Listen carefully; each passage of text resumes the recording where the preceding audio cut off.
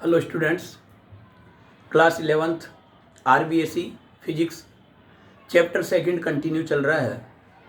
इससे पहले इसके 3 लेक्चर्स आपको दिए जा चुके हैं। आज इसका 4th लेक्चर है। लास्ट 3rd लेक्चर में हमने फंडामेंटल यूनिट्स जो एसआई सिस्टम में थी, किलोग्राम, मीटर, सेकंड, एम्पियर और केल्विन, इन 5 फंडामेंटल यूनिट्स को डिफाइन किया था, जो general conference of measures and weights के द्वारा जो दिया गया है, इंटरनेशनल लेवल पर जो बनी हुई है उससे। तो उन्होंने जो डिफाइन किया था, 5 डेफिनेशंस जो दी थी, ये 5 यूनिट्स के हम ऑलरेडी रीड कर चुके हैं। अब हम यहाँ पर एक 6th यूनिट मोल, 1 मोल को यहाँ पर इंटरनेशनल लेवल पर जो general conference of measures and weights ने जो दिया है डेफिनेशन, उसको हम डिफाइन कर रहे हैं 1 मोल। 6th डेफिनेशन है ये।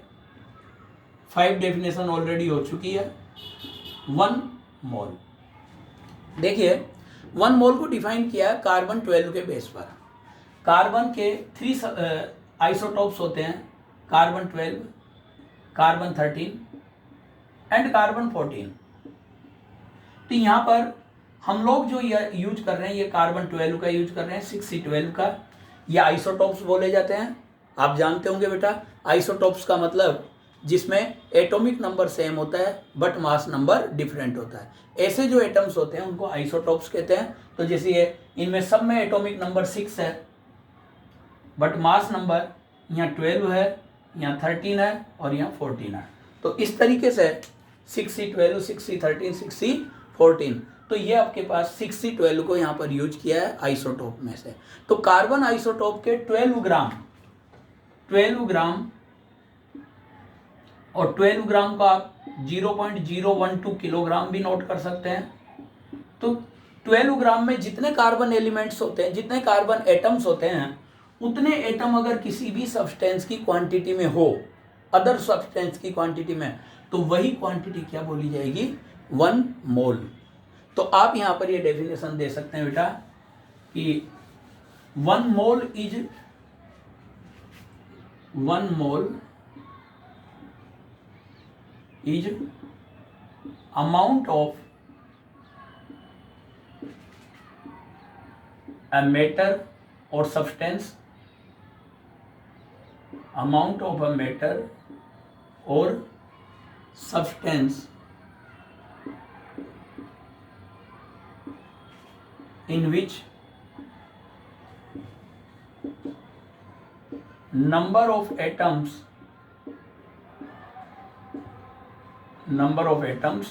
और मॉलिक्यूल्स, अब वो जिस फॉर्म में होगा उसकी बात करेंगे बेटे। एटॉमिक फॉर्म में होगा तो नंबर ऑफ एटम्स, और मॉलिक्यूलर फॉर्म में होगा तो number of molecules, are equals to number of atoms in 12 gram और 0.012 kilogram of carbon atom 6C12। Carbon 12 में जितने एटम होंगे उतने नंबर ऑफ एटम अगर किसी क्वांटिटी में है, किसी अमाउंट में है, तो वही नंबर ऑफ, वही 1 मोल होगी। और 1 मोल में जो नंबर ऑफ एटम्स और मॉलिक्यूल्स होते हैं, द नंबर ऑफ मॉलिक्यूल्स और एटम्स, एंटिटीज या एलिमेंट्स भी बोल सकते हैं, मॉलिक्यूल्स और एटम्स इन 1 मोल क्वांटिटी या 1 mole amount is called Avogadro number. ये होते हैं बेटा Avogadro number. these are Na equal to 6.023 into 10⁻23 ये आपके पास पर ग्राम में माने जाते हैं। ये एवोगैड्रो नंबर है 6.023 अपॉन इंटू 10⁻23। तो ये नंबर ऑफ मॉलिक्यूल्स और एटम्स होते हैं 1 मोल के अंदर। एवोगैड्रो नंबर बोलते हैं, केमिस्ट्री में भी यही है। ये केमिस्ट्री के लिए बहुत इंपॉर्टेंट बात है। और आपको ये भी बता दूं कि कभी भी अगर नंबर ऑफ मोल्स निकालना हो तो किस तरीके से कैलकुलेट करते हैं। एक सिंपल फॉर्मूला, हालांकि केमिस्ट्री में डिफरेंट टाइप के फॉर्मूले आएंगे अलग अलग कंडीशन में, बट एक सिंपल फॉर्मूला जो नंबर ऑफ मोल्स निकालने का है वो है बेटा नंबर ऑफ मोल्स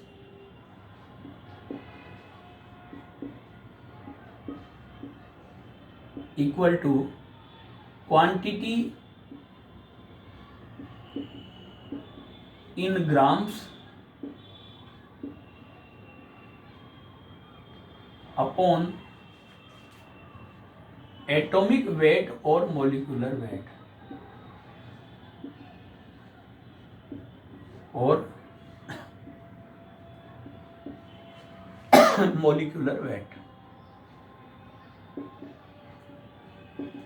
ये आपके पास मोल्स निकालने का होता है। जैसे for example number of moles इन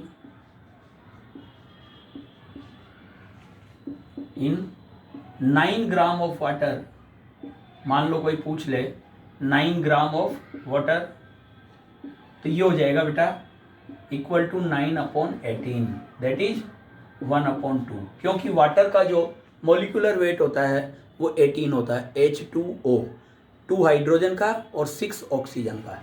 इसी तरह जैसे आपसे पूछ लिया जाए नंबर ऑफ मोल्स इन, ये केवल मैं एक शॉर्ट एग्जांपल आपको बता रहा हूं, इन 16 ग्राम ऑफ ऑक्सीजन। अब ऑक्सीजन जो होता है ये आपके पास मॉलिक्यूलर फॉर्म में होता है जिसका 32 ग्राम मॉलिक्यूलर वेट होता है। ये हो जाएगा 16/32 दैट इज 1/2। तो इस तरीके से बेटा नंबर ऑफ मोल्स कैलकुलेट किए जा सकते हैं। ओके, नेक्स्ट हमारी जो 7th डेफिनेशन है, इसमें जो 7th यूनिट थी लुमिनस इंटेंसिटी की थी और कैंडेला। हालांकि वो हमारे 11th-12th लेवल पर कैंडेला के बारे में कहीं कोई ज़्यादा यूज नहीं है, लेकिन हम डेफिनेशन यहाँ पर इसकी लेते हैं। Candela, 1 candela. तो 1 कैंडेला जो लुमिनस इंटेंसिटी है बेटा, ये एक आइडियल ब्लैक बॉडी की इंटेंसिटी है। अब आइडियल ब्लैक बॉडी क्या होती है, पहले एक दिमाग में आना चाहिए। Ideal black body is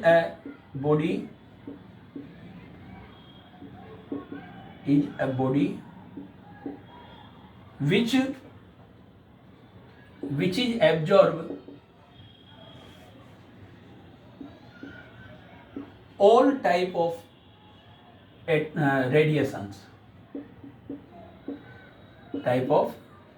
radiations and also emit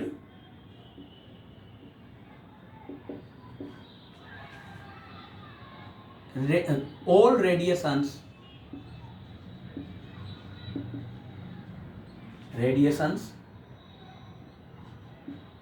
at high temperature।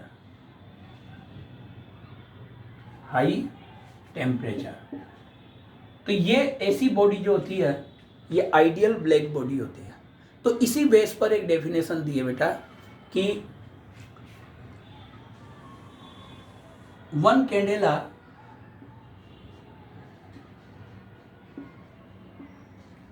Is luminous intensity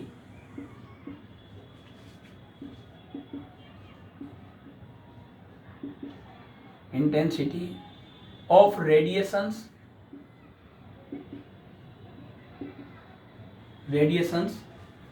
emitting by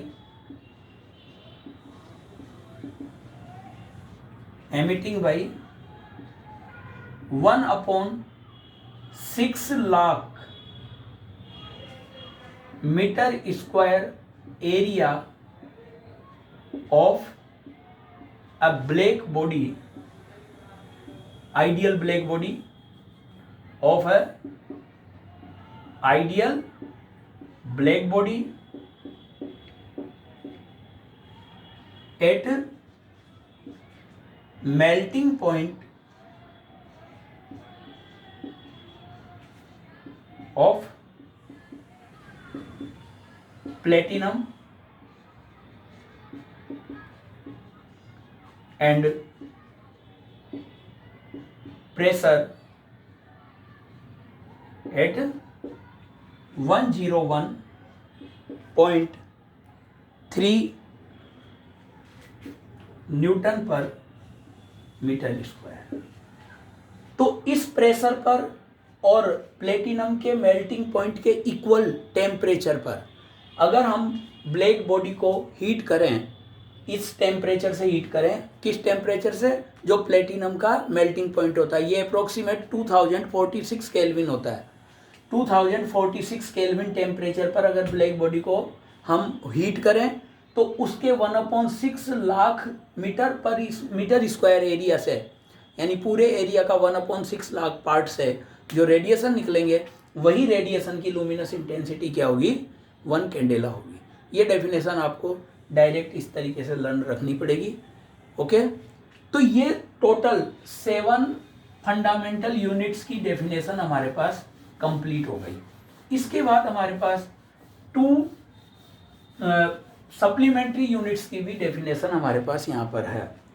तो डेफिनेशन ऑफ रेडियन, 1 रेडियन को भी यहाँ पर डिफाइन किया बेटा, 1 रेडियन, और इसी तरह एक 1 स्टेरेडियन। तो ये 2 डेफिनेशन और हमारे पास यहाँ पर है एसआई यूनिट्स की। फंडामेंटल यूनिट्स ऑलरेडी हो चुकी है और ये सप्लीमेंट्री यूनिट्स की। तो आप जानते हैं बेटे कि जब ये कोई भी सर्कुलर पार्ट होता है, ये सर्कुलर पार्ट, इसमें अगर कोई पार्टिकल 1 पॉइंट से अनदर पॉइंट तक मूव करता है ये, तो इसके सेंटर पर एक एंगल मेक करता है, ये एक एंगल बनाता है। ये आर्क है ए टू बी जिसकी लेंथ एल है और ये रेडियस है are.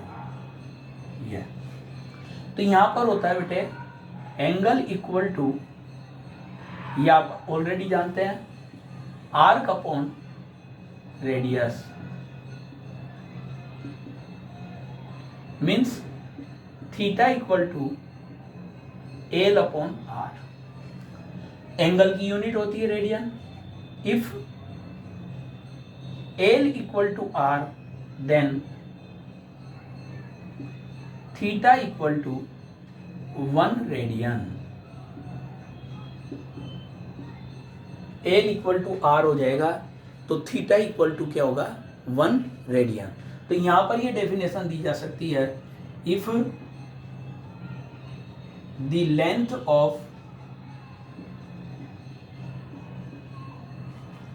Length of arc is equal to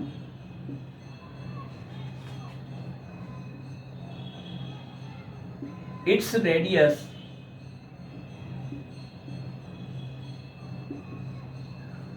अगर किसी आर्क की जो लेंथ है वो उसकी रेडियस के इक्वल हो जाए, then the angle subtended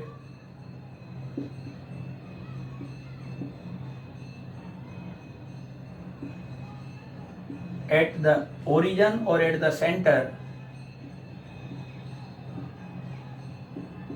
is called 1 radian। 1 radian ये आपके पास होता है बेटा 1 रेडियन का। और आपको मालूम होगा कि अगर आप जैसे यहाँ पर रेडियन और डिग्री का रिलेशन देखना चाहें तो वो भी यहाँ पर अपन कंफर्म करेंगे। पहले ये 1 रेडियन की डेफिनेशन आ गई कि जब आर्क की लेंथ और रेडियस इक्वल होगा तो सेंटर पर जो बनने वाला एंगल है ये 1 रेडियन बोला जाएगा। अब आप ये देखिए कि अगर आप हाफ साइकिल कंप्लीट करते हो, in completing half cycle,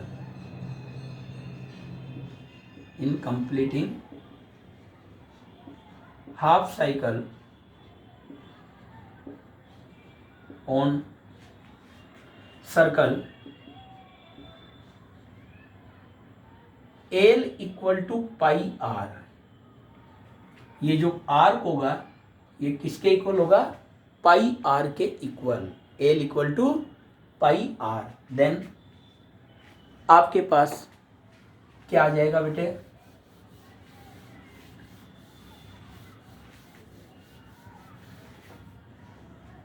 then angle equal to pi r upon r. और हाफ साइकिल जब आप कंप्लीट करते हो, जैसे मैं इसी में डायग्राम में बात करता हूं आपसे, अगर आप हाफ साइकिल कंप्लीट करते हो तो हाफ साइकिल कंप्लीट करने पर आप 180 डिग्री का एंगल बनाते हो, या हाफ साइकिल के लिए 180 डिग्री का एंगल बनाते हो, और आर्क की लेंथ सर्कमफेरेंस की हाफ होती है। तो ये आपकी यहाँ पर नोट कर सकते हो बेटा, 180 degree equal to pi radian. R से आर कैंसिल, ये रेडियन में आ जाएगा, पाई रेडियन। रेडियन को डिनोट करने के लिए छोटा सा सी अप्लाई करते हैं ऊपर, तो ये पाई रेडियन हो गया। 180 degree equal to pi radian implies that 1 degree equal to pi upon 180 radian. और यदि आप यहाँ पर सॉल्यूशन लेते हैं तो 3.14 अपॉन 180 रेडियन। सोल्व करने पर ये आता है बेटा 0.017 रेडियन। ये आपके पास 1 डिग्री का रिलेशन है रेडियन के साथ। 1 डिग्री इक्वल टू 0.017 रेडियन। और 1 रेडियन अगर नोट करना चाहो तो 180 अपॉन पाई डिग्री और 180 अपॉन 3.14 डिग्री, और 180 में 3.14 का डिवीजन देंगे तो 57.27 डिग्री। ये आपके पास 1 रेडियन होता है, 57.27 डिग्री, और 1 डिग्री इक्वल टू 0.017 रेडियन। जब भी आप एंगल को कहीं भी कैलकुलेट करने के लिए यूज करेंगे तो डायरेक्ट डिग्री में यूज नहीं करेंगे, पहले उसको रेडियन में कन्वर्ट करेंगे, उसी के बाद आप उसको यूज करेंगे। अगर आपने डिग्री में यूज कर लिया डायरेक्ट कैलकुलेटेड करने के लिए, जैसे आर्क निकालना या रेडियस निकालनी है, और आपने डिग्री में यूज कर लिया तो आपका क्वेश्चन रॉन्ग हो जाएगा। इसलिए पहले ये माइंड में रख लें कि फर्स्ट ऑफ ऑल अगर डिग्री में एंगल गिवन है तो उसको आप किस में कन्वर्ट करोगे? रेडियन में कन्वर्ट करोगे। क्लियर? लास्ट इसकी जो डेफिनेशन है, सेकंड डेफिनेशन, वो है स्टेरेडियन। स्टेरेडियन की डेफिनेशन, 1 स्टेरेडियन, 1 स्टेरेडियन। आपको हमने बताया था कि ये जो स्टेरेडियन यूनिट है ये सॉलिड एंगल की होती है, और सॉलिड एंगल किसी 3 डायमेंशनल ऑब्जेक्ट में बनता है, जैसे क्यूब में, क्यूबॉइड में, सॉलिड स्फीयर में, कोन में और सिलेंडर में। तो जैसे कि ये हमारे पास यहाँ पर जो इसका फॉर्मूला आता है बेटा, उसमें ये एक स्फीयर है फॉर एग्जाम्पल, और इस स्फीयर में हम एक एरिया एलिमेंट इमेजिन कर लें। ये एरिया एलिमेंट हमने इमेजिन कर लिया, 3 डायमेंशनल है इसलिए मैंने थोड़ा आउट में दिखा दिया। और इस एरिया एलिमेंट के ईच सरफेस को आपने, जैसे ये एरिया एलिमेंट ले लिया, और इसके ईच सरफेस को, ईच पॉइंट को यूं जब आप सेंटर पर मिलाएं, इस तरीके से सेंटर पर मिलाएं, तो आपके पास एक कोनिकल शेप बन जाती है इस टाइप की। ये एक कोनिकल शेप बन जाती है बेटा। तो ये जो कोनिकल शेप में यहाँ पर जो एंगल बनता है ना, यही एंगल सॉलिड एंगल होता है, और इसको हम डी ओमेगा, ये डी ओमेगा है, या फिर डी ओम से डिनोट करते हैं। डी ओम भी लिख देते हैं इसकी जगह, डी ओमेगा भी। ये एरिया एलिमेंट डी है, और ये इसकी रेडियस है स्फीयर की। तो इस तरीके से इसकी कंपैरिजन हम सॉफ्टी से कर सकते हैं। सॉफ्टी में जो आइसक्रीम होती है ऊपर, वो तो ये है, और जो कोन आपके हाथ में है उसका ये इस तरीके का एंगल बन रहा है। इसका जो फॉर्मूला होता है बेटा सॉलिड एंगल का, solid angle equal to area upon radius square.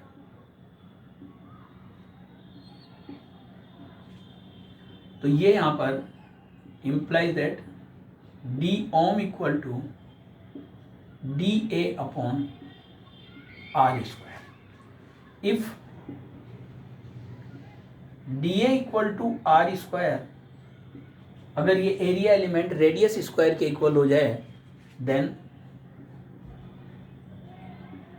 d omega equal to 1 steradian. तो यहां से 1 स्टेरेडियन की डेफिनेशन दे सकते हो और ये डेफिनेशन क्या बनेगी, if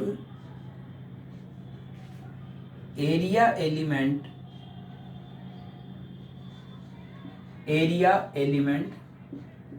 on the surface of A sphere is equal to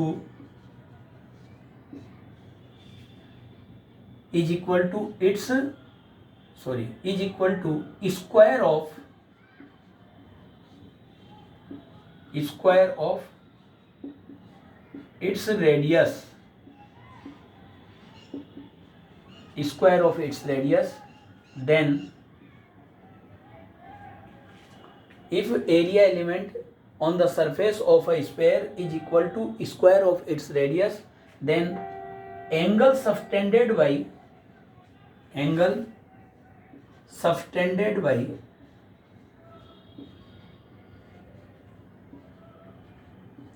conical shape at the center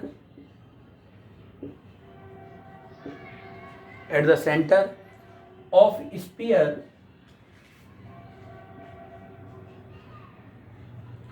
is called 1 steradian. ये जो आपके पास होता है बेटे, ये 1 स्टेरेडियन की डेफिनेशन है कि यहाँ पर जो सेंटर पर जो एंगल सस्टेंड होगा वही एंगल 1 स्टेरेडियन बोला जाएगा। कब? जब आपके पास ये जो एरिया एलिमेंट है यानी जो सॉफ्टी का एरिया है उस कोन की रेडियस स्क्वायर के इक्वल हो। तो ये टोटल आपके पास फंडामेंटल यूनिट्स में एसआई यूनिट्स में फंडामेंटल यूनिट्स की डेफिनेशन हो गई और सप्लीमेंट्री यूनिट्स की डेफिनेशन भी कंप्लीट हो गई। That's all for today, thanks.